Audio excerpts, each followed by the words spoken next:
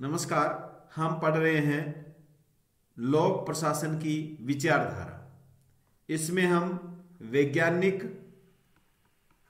वैज्ञानिक प्रबंध विचारधारा और शास्त्रीय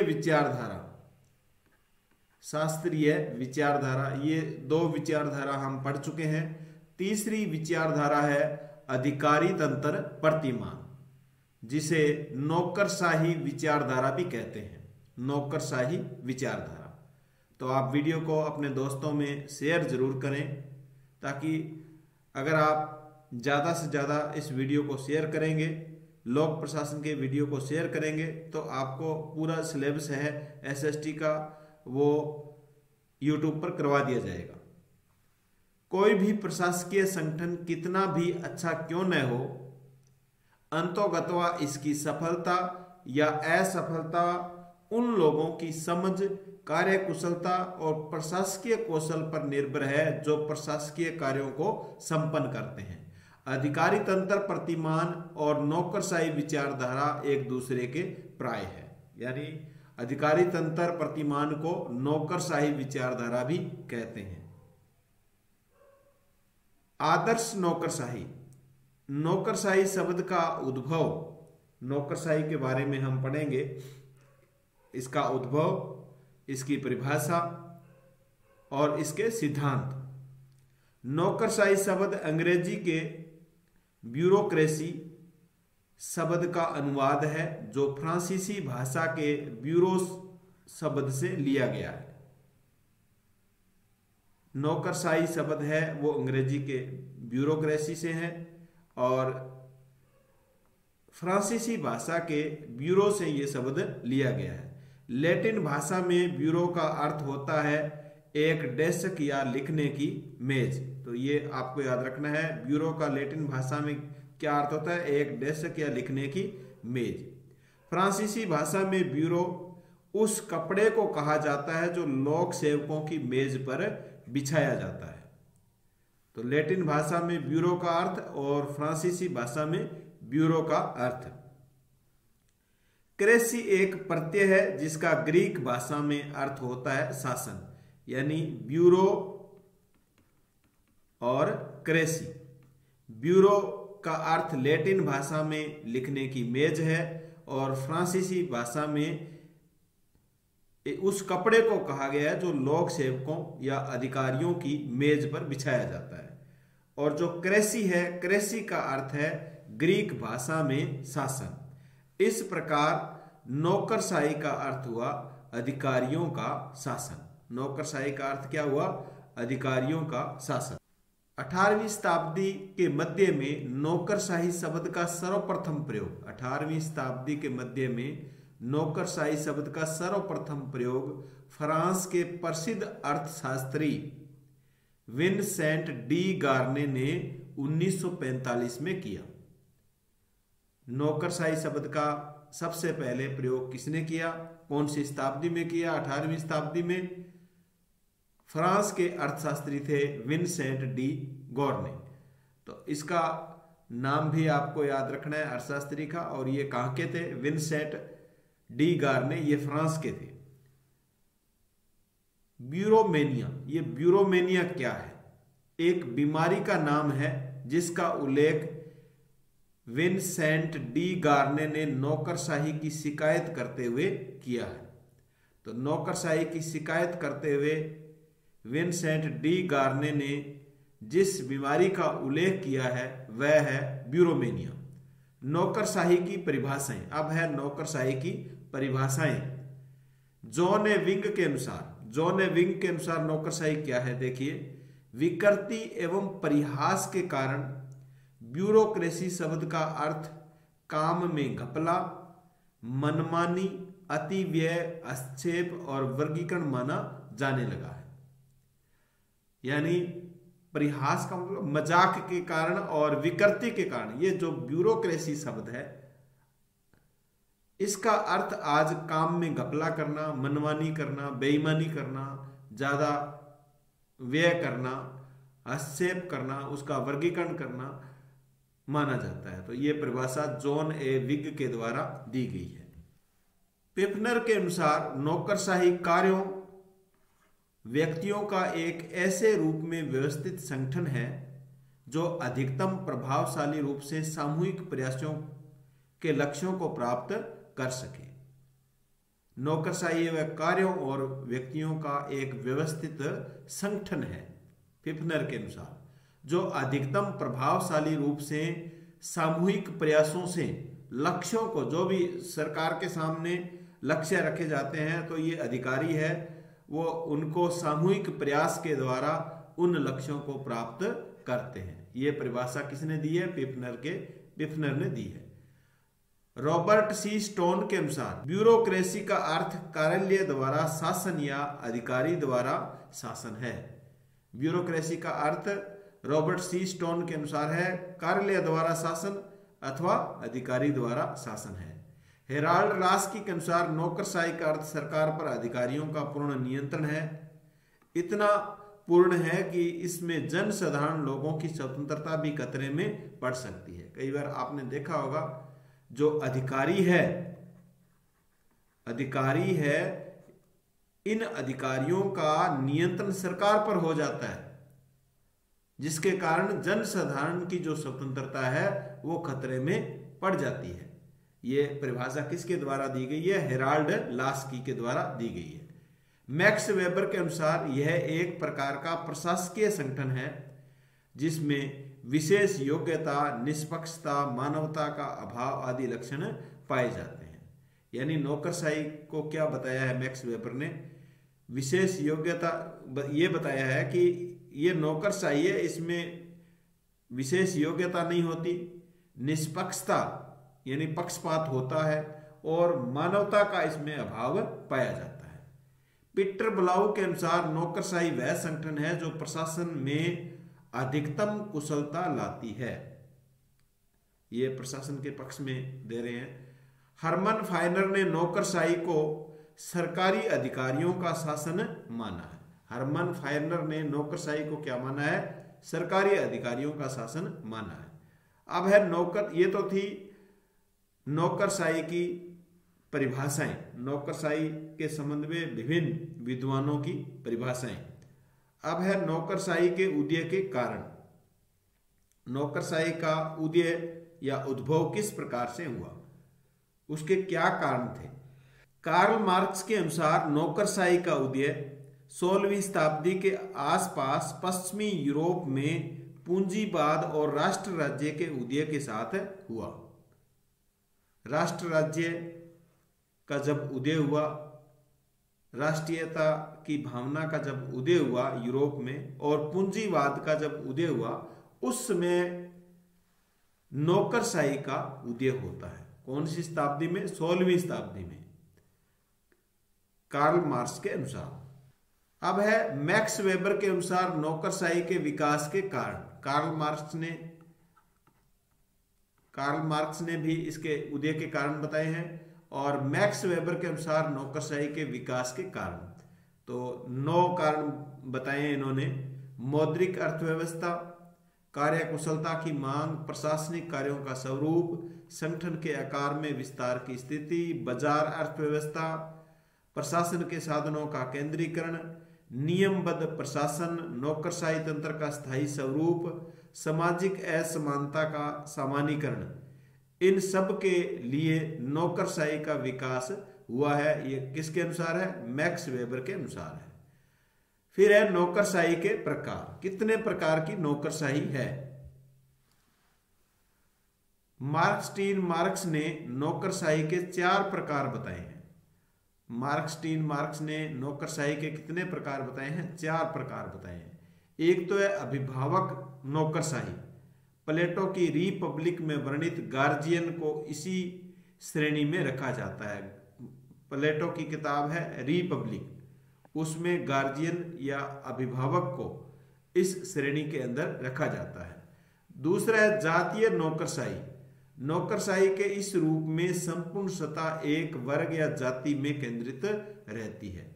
निम्न वर्ग के लोगों को इस नौकरशाही में प्रवेश नहीं मिलता।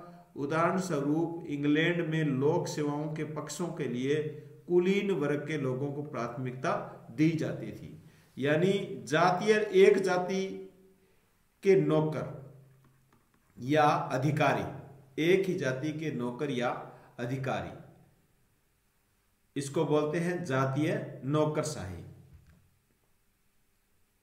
नौकरशाही का तीसरा जो प्रकार है वह है संरक्षक नौकरशाही, यानी किसी के संरक्षण में नौकरशाही,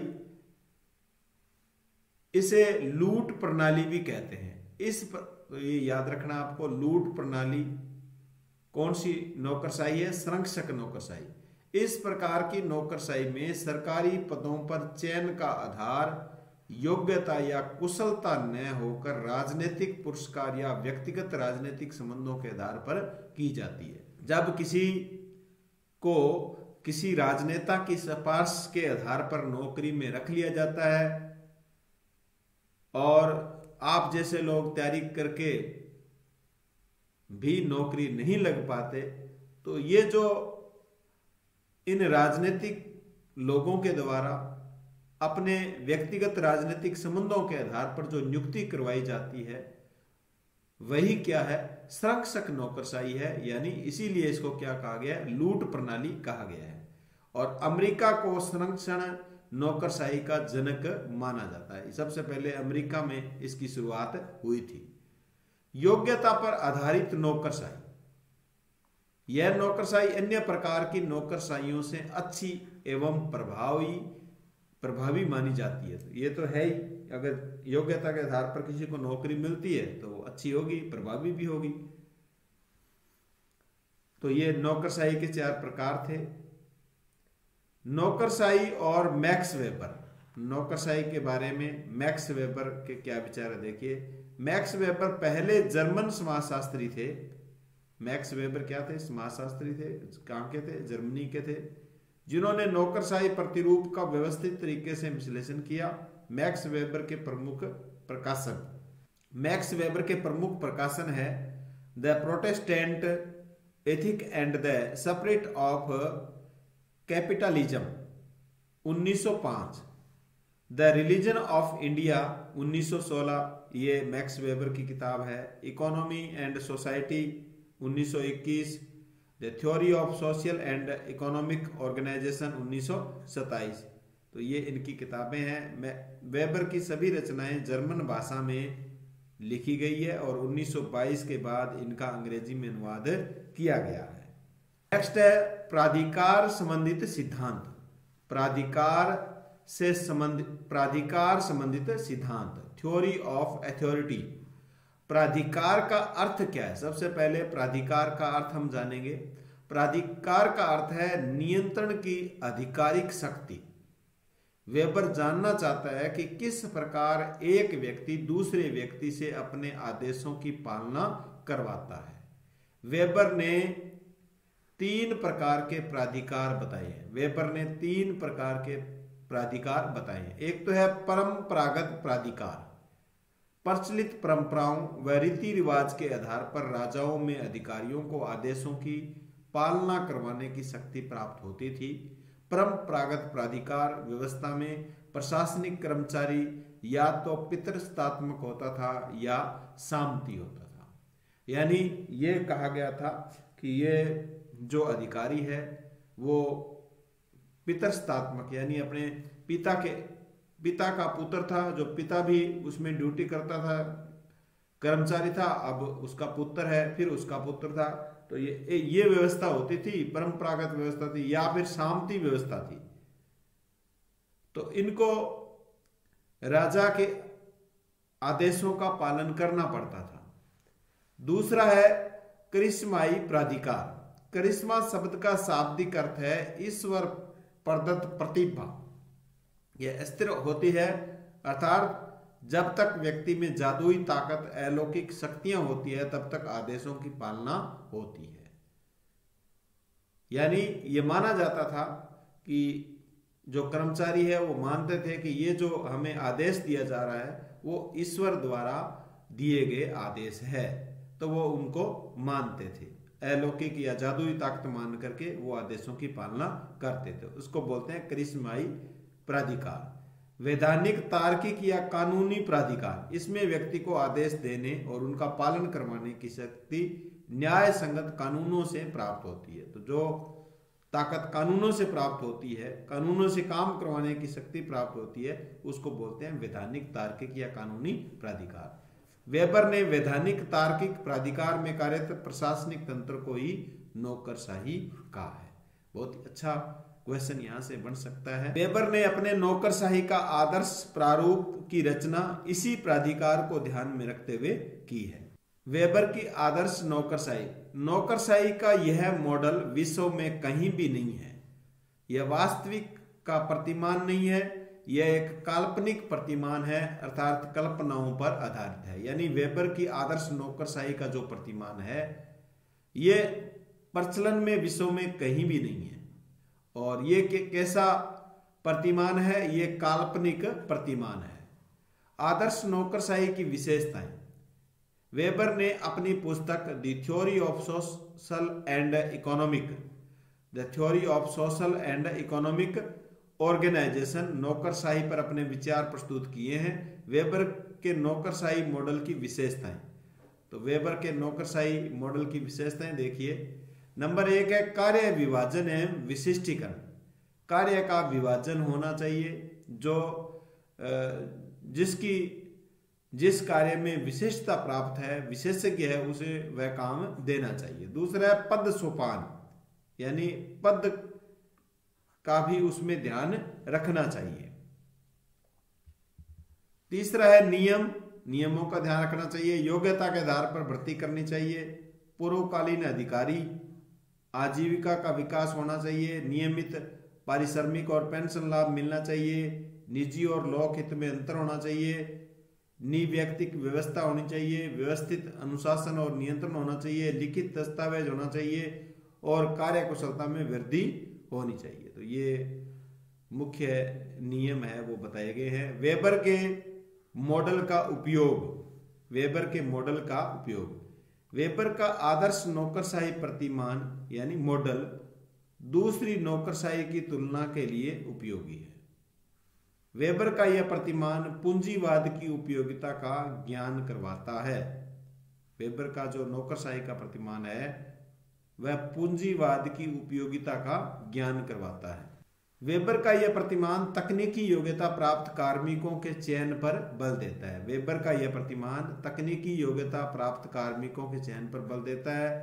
ड्वाइट वाल्डो के अनुसार अगर लोक प्रशासन में कोई प्रतिमान है तो वह वेबर का अधिकारी तंत्र प्रतिमान है। तो ये परिभाषा किसके द्वारा दी गई है? ड्वाइट वाल्डो के। ड्वाइट वाल्डो कहते हैं कि अगर लोक प्रशासन में कोई प्रतिमान है या मॉडल है तो वह वेबर का अधिकारी तंत्र प्रतिमान है, वेबर का नौकरशाही प्रतिमान है। वेबर की आलोचना की गई है। देखो कौन आलोचना करते हैं? वारेन बेनिस आलोचक, आपको अच्छी तरह याद करना है, आलोचक पूछे जाते हैं पेपर में। वारेन बेनिस, एक दिन नौकरशाही समाप्त हो जाएगी, अतः नौकरशाही को जीवित रहने के लिए अपनी उपादेयता सिद्ध करनी होगी। ये कौन कहता है? वारेन बेनिस कहता है, नौकरशाही की आलोचना करता है। वो कहता है कि एक दिन ये नौकरशाही समाप्त हो जाएगी और इसको जीवित रहने के लिए अपनी उपादेयता सिद्ध करनी होगी। रेमजम्योर, नौकरशाही मंत्रीय उत्तरदायित्व की आड़ में फलती फूलती है, यानी नेताओं की आड़ में, मंत्रियों की आड़ में फलती फूलती है। उन्होंने नौकरशाही की तुलना अग्नि से की है, जो कि एक सेवक के रूप में तो बहुत उपयोगी सिद्ध होती है, परंतु जब वह स्वामी या मालिक बन जाती है तो घातक सिद्ध होती है। आपको पता है जब कोई नौकरशाही या अधिकारी सेवक है तब तक तो ठीक है, और जब वो स्वामी या मालिक बन जाता है तब वह घातक या खतरनाक हो जाता है। बहुत ही अच्छी परिभाषा रेमजम्योर द्वारा दी गई है नौकरशाही की, यानी इसकी आलोचना की गई है नौकरशाही की। वाल्टर बेजहार्ट क्या कहते हैं? यह एक अनिवार्य दोष है कि नौकरशाही अधिकारी परिणामों की अपेक्षा नियमित कार्य विधि की अधिक परवाह करते हैं, यानी रिजल्ट पर वो ध्यान नहीं देते हैं। विक्टर थॉमसन ने इसे ब्यूरोपैथोलॉजी की संज्ञा दी है। विक्टर थॉमसन ने तो नौकरशाही को ब्यूरोपैथोलॉजी की संज्ञा दे डाली। थॉमस कार्लाइल ने नौकरशाही को महाद्वीपीय कंटक कहा है। तो ये नौकरशाही के आलोचक है। लॉर्ड हिवर्ट ने अपनी पुस्तक, लॉर्ड हिवर्ट की पुस्तक का नाम भी आपको याद रखना है, नवीन निरंकुशता में नौकरशाही की कठोर आलोचना करते हुए कहा है कि ऐसी शक्तियां हथियाने का प्रयास कर रहे हैं जो यथार्थ में व्यवस्थापिका तथा न्यायपालिका के क्षेत्र में आती है। यानी नौकरशाही है वो इस प्रकार की शक्तियां हथिया लेते हैं जो कि वास्तव में किसके पास होना चाहिए, वो शक्ति किसके पास होनी चाहिए, व्यवस्थापिका के पास और न्यायपालिका के पास होनी चाहिए। ये लॉर्ड हिवर्ट अपनी किताब नवीन निरंकुशता के अंदर बताते हैं। तो अलग अलग किसी ने इसको ब्यूरोपैथोलॉजी कहा है, किसी ने महाद्वीपीय कंटक कहा है। ये पेपर में पूछे जाएंगे और इनको अच्छी तरह आपको याद करना है।